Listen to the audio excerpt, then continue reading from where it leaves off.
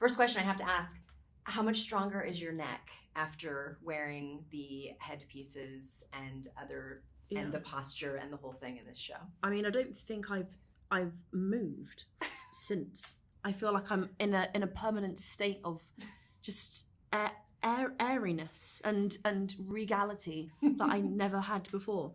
They were fantastic, the wigs.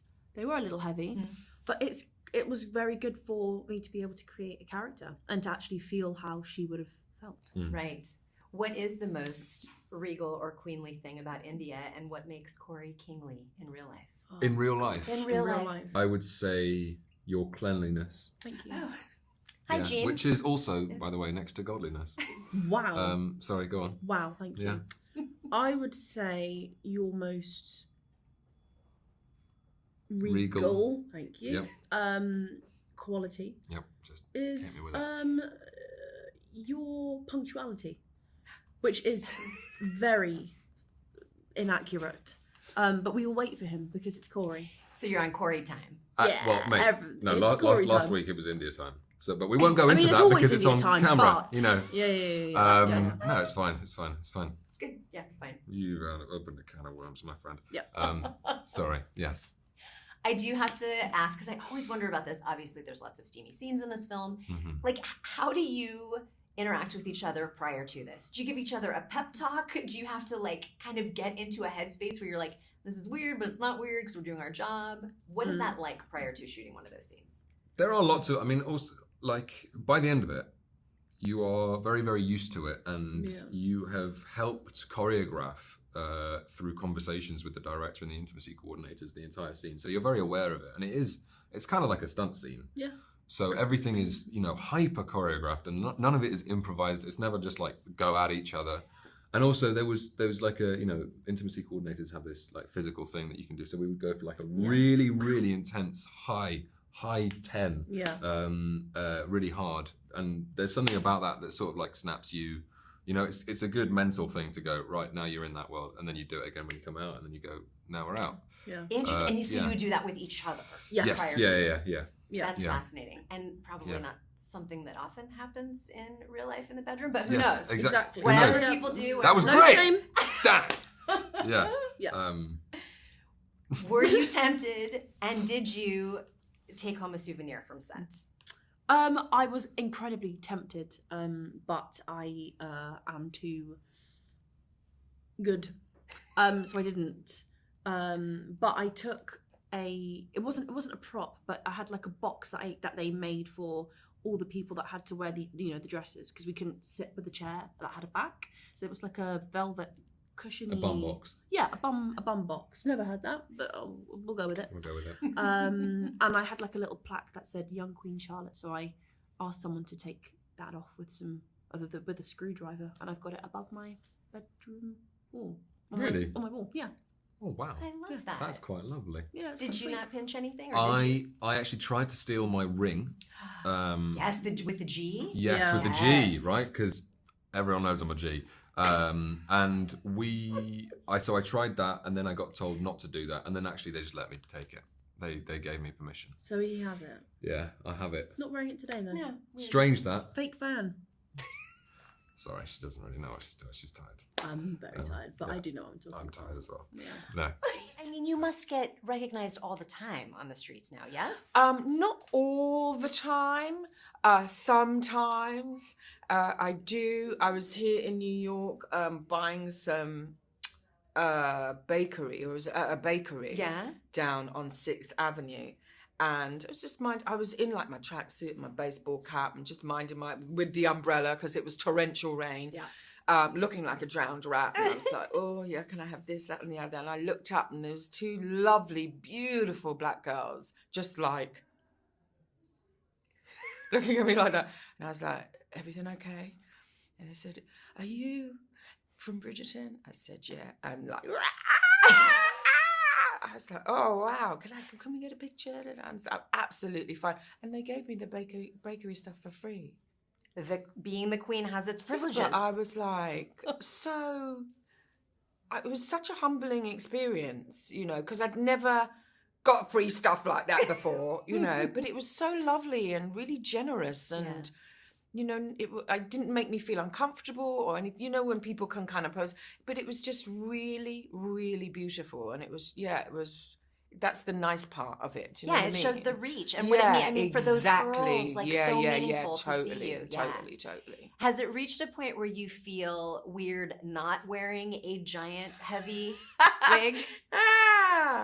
Listen, as fast as I can get that stuff off my head, believe me, it's coming off. It's a privilege to be Charlotte and wear all of that. They are works of art. Yeah. And, you know, one wig takes at least a week to make. Wow. Do you know what I mean? Yeah. So the amount of detail and artistry that goes into that, listen, I will wear that every single day, but as Charlotte. Right. It does make me happier that we live in the present. Yeah, Because I don't need a whalebone I was corset in my either. baseball cap and my tracksuit yesterday, and it was glorious. How much do you, and what specifically do you relish about this expansion of this character that you brought to life in the first place? That we can see her as a vulnerable human being, you know? We can see her as a mother. It's great to play the glitz and glamour, don't get me wrong. You know, the balls are fantastic and I love every moment of it. But those intimate moments are the ones that people talk about. Mm-hmm. And so it's really beautiful to be able to show the other side of her, the human side of her. Without giving anything away, episode 6, I was bawling. And you know what I'm talking about. It was a lot. Yeah. And that's Tom Verica's vision, that scene. Really? It wasn't actually written like that. It's his vision. There were some stage directions that we might go back and forth. Right. But it was totally his vision to film it that way. Has this changed your life in real life yet? Are people recognizing you from the trailers? Are they? I mean, not for me yet. Me. Yeah, everything still feels very normal at the moment. But I don't know. Come Thursday, things might change. I have no idea. I have very different hair on the show, so I'm kind of hoping I've got a disguise now. How's your posture after the show? Do you find like, I always wonder, truly, much like better. after you play a role like this, do you, not you're like, no, I'm so over it. Let me just love. No, much better. It's really helped my posture day to day, because normally I slump around like this quite a lot, and forces you to pull your shoulders back and be ready for anything that comes your way. So I think my posture's got better. And I wish my posture had got better. I didn't need to get hands. In real life, do you prefer serving or being served? What sort of person are you? Oh. Serving, I reckon. Yeah. Random acts of kindness. That's my currency.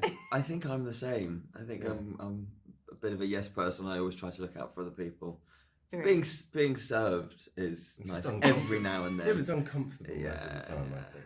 It's just a bit awkward. Yeah. Do you find yourself doing I feel like anytime that I'm in London, the word that I hear the most is sorry. Oh yeah. In every context. We will apologise for anything.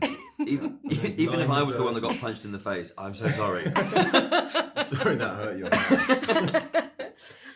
So I am not asking the question about the heartthrobs of this show, but someone else asked Corey if he's ready to be the heartthrob. He said he's not the hearttrob.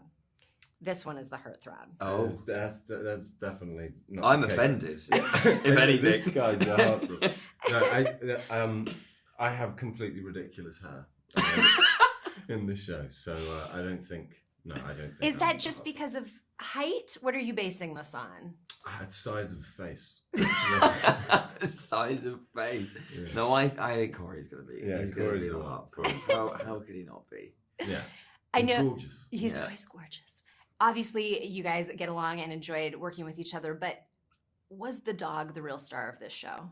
Yeah, I mean, the dog, whenever I was holding the dog, occasionally she would drift off to sleep, which is an attack on my performance, I feel, and therefore is stealing my scenes. So, why do you think people are so drawn to these? I mean, you saw all of these people last night were like in period costumes that they had put together on their own. What is it about Regency era that you think is so intoxicating for viewers?